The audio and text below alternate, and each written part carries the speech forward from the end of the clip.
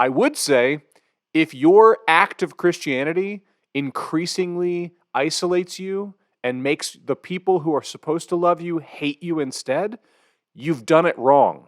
Hello all, I'm the Mad Pastor. Welcome to another episode of the Mad Pastor Reacts, where I pit my wits, intelligence, experience, and education up against some of the internet's most notorious preachers. This week we have a very special episode.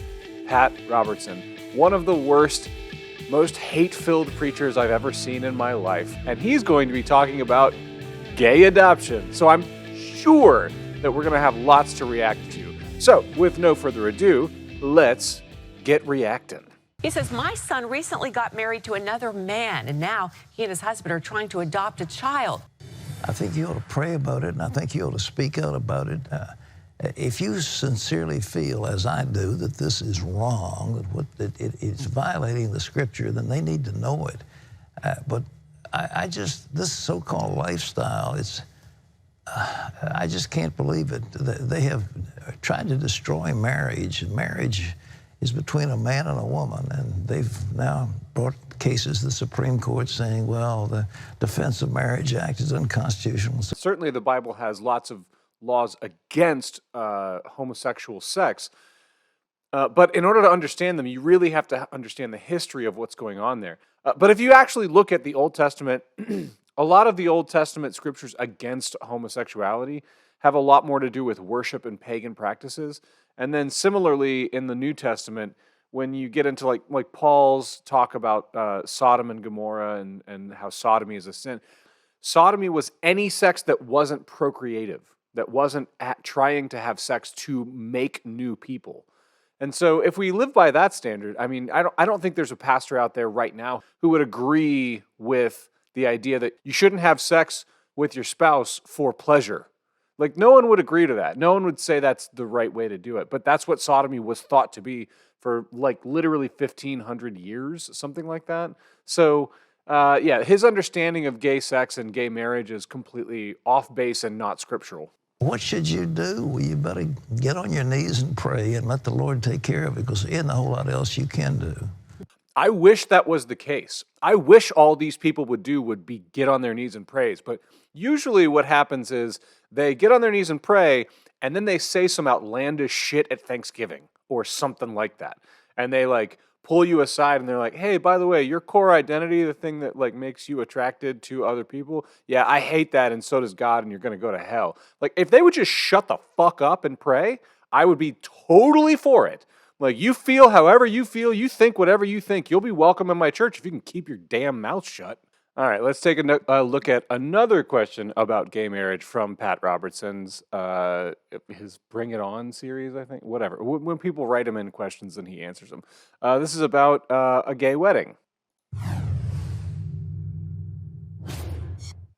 My husband's sister got married to a woman when Virginia made it legal for gays to marry. We did not attend the wedding and have been asked why by family and friends ever since. They're putting you in an impossible situation. Just like that cake baker, he didn't want to bake a cake for a gay wedding. So this is an interesting argument, actually.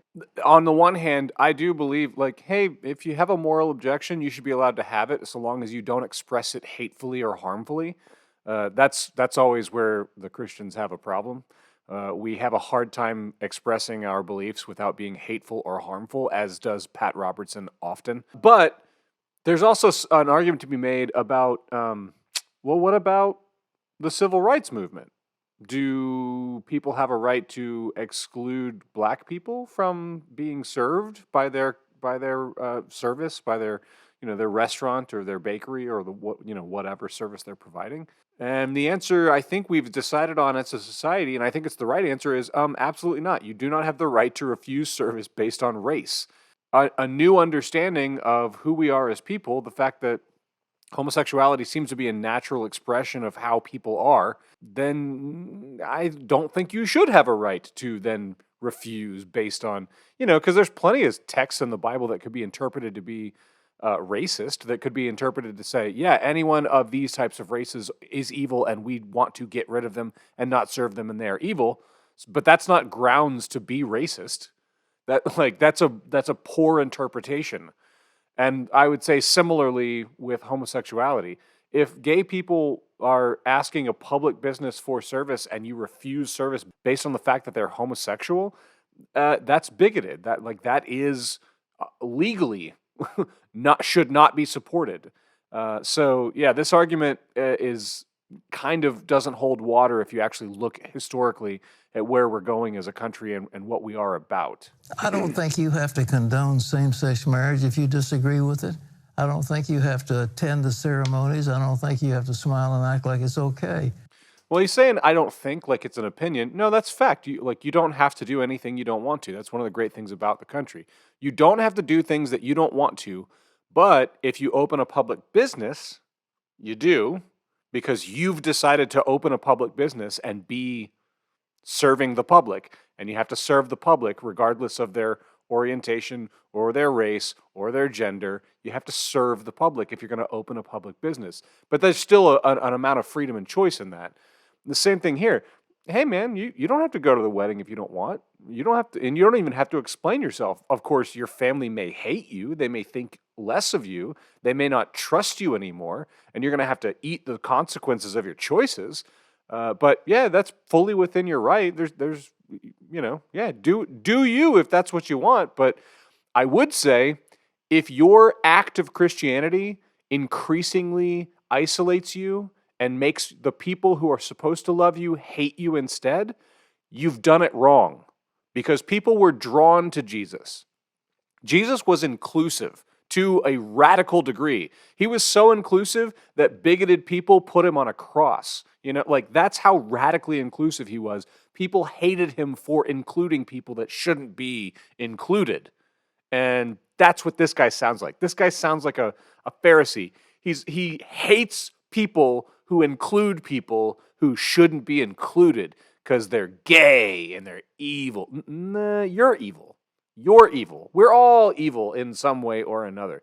And the fact that you can't see that and you can't accept that and just kind of like be cool with it is evidence that you are not following the Jesus in the Bible. If somebody asks you, just say, look, it offends my religious beliefs. You don't have to say anything more than that, or just keep your mouth shut. That's good advice. Keep your fucking mouth shut. I actually wish more pastors would preach that. You are not required by God's law to participate in supporting something, an activity you feel is sinful. Just that simple.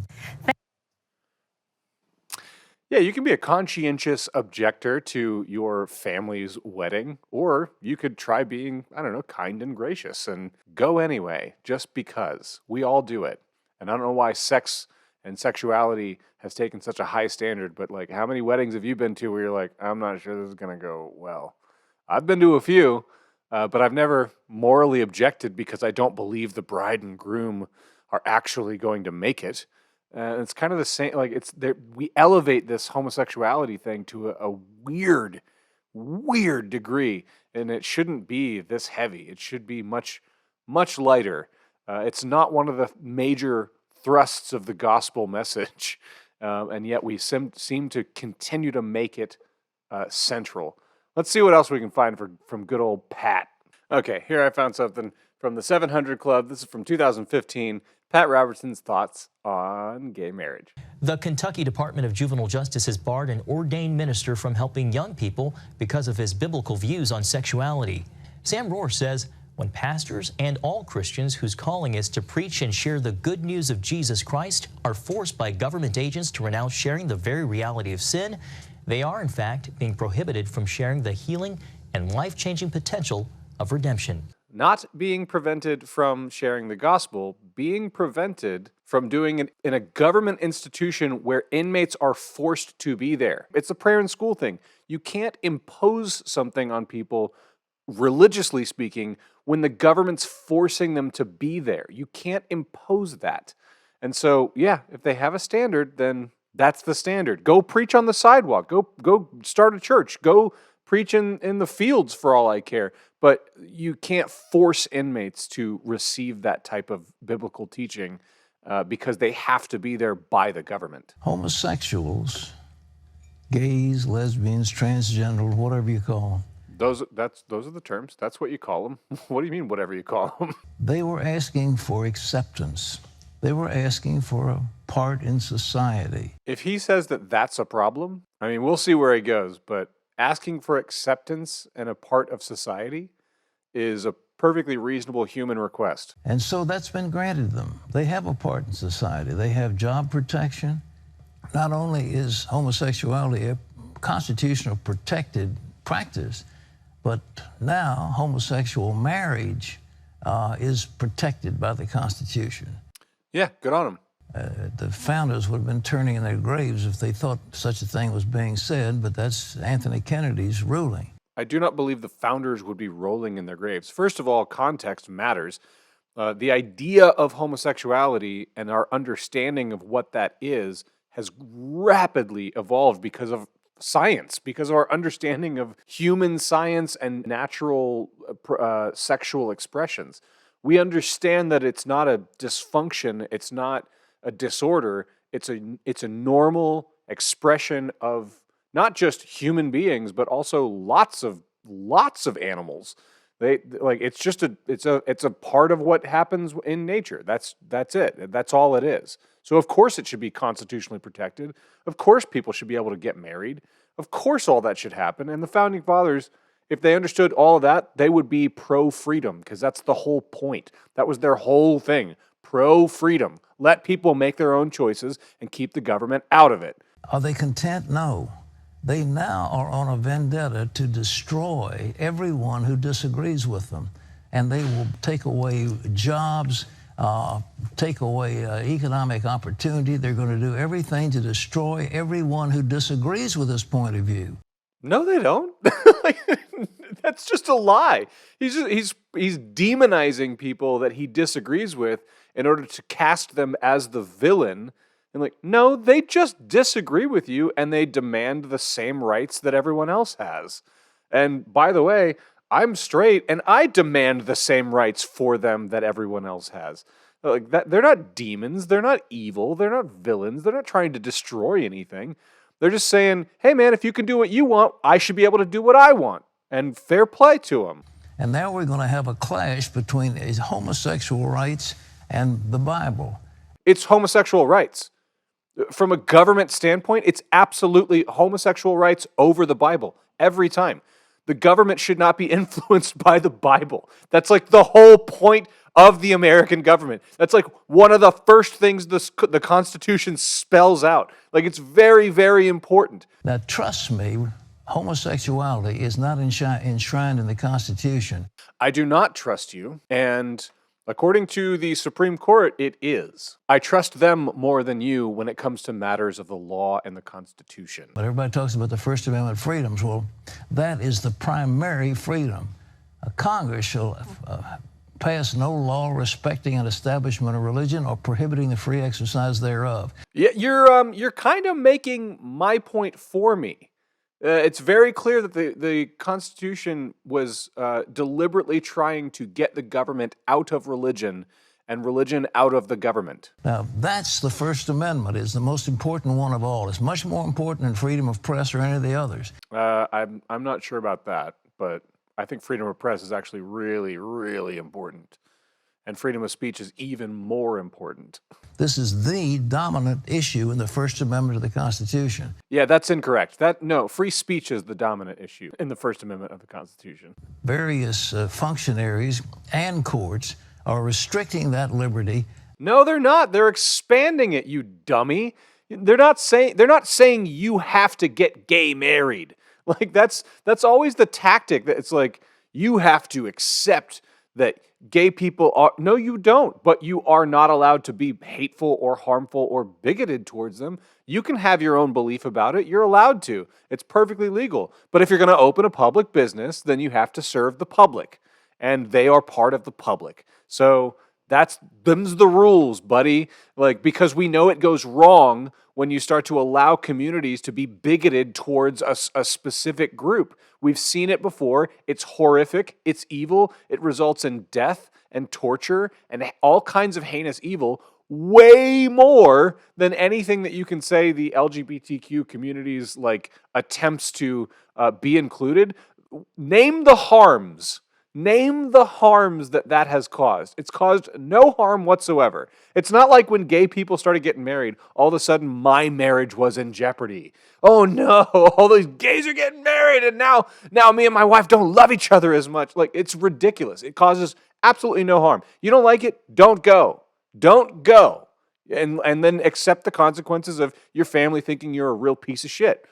That's the consequences of your choice. But, if you believe in God and you believe that God called you to do it, then that should be a small price to pay. Don't go, be considered a piece of shit, and also your faith sucks because it's making you out to be a piece of shit. So, all right, that's about all I can take. May the Lord bless you and keep you. May the Lord make his face to shine upon you and be gracious unto you. May the Lord lift up his countenance upon you and give you peace. Amen.